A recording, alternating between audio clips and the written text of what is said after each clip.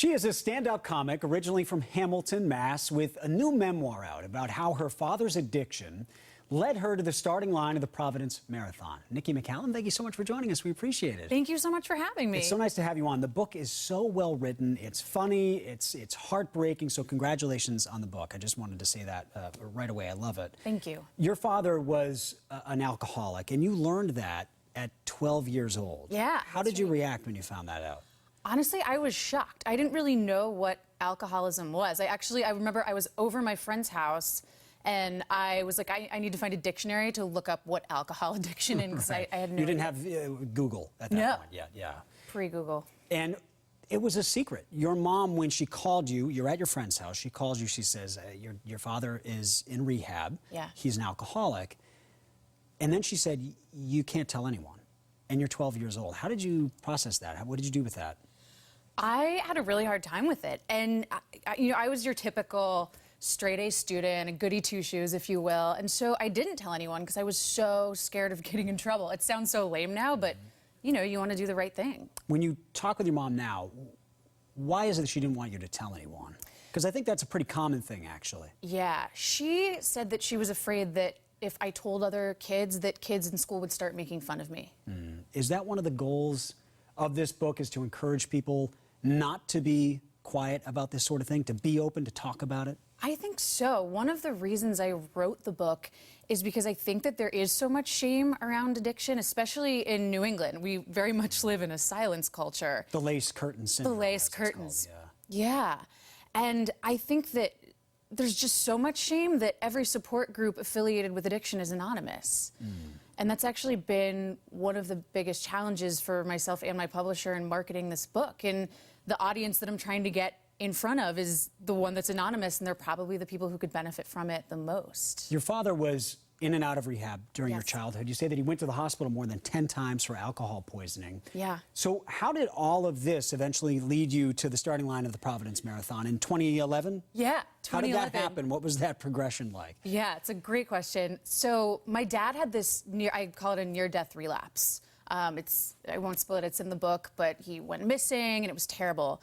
And along the lines of there being a stigma with addiction and me being afraid to talk about it, I was afraid to talk to my father about it. So I had this idea that it would be easier to run 26.2 miles than it would be to have a conversation and Because confront he my was an father. avid runner. Yes. He loved running, and you had grown up with him always trying to get you to run. Always. He ran 32 marathons. And this was your way to get through to him and go, I'm here. Yeah. How did he react to that? What's funny is we didn't really talk about it, but I know that he was really proud of me. He told me he was proud of me. My mom told me that he was proud of me.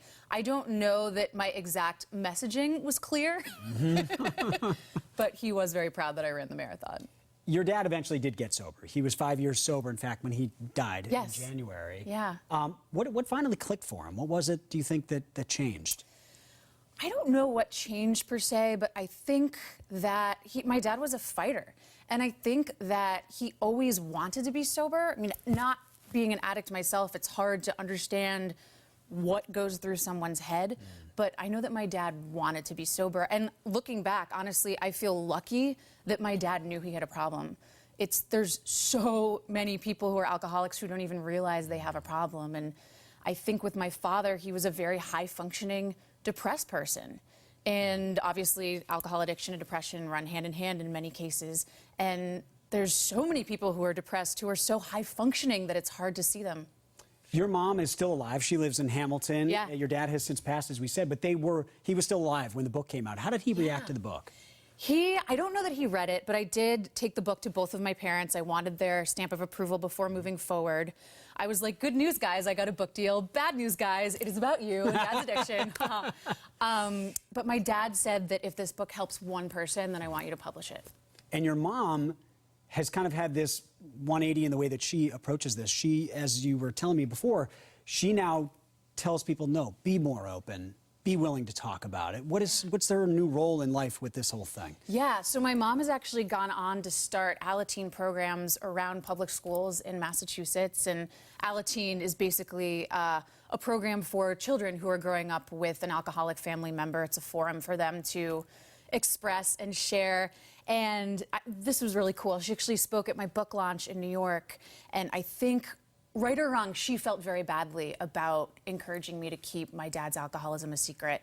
And so she said that if there's anything she could do to make it up to me, she couldn't think of anything better than allowing me to tell the world, which, hey, Mom, I did, so. Hello there.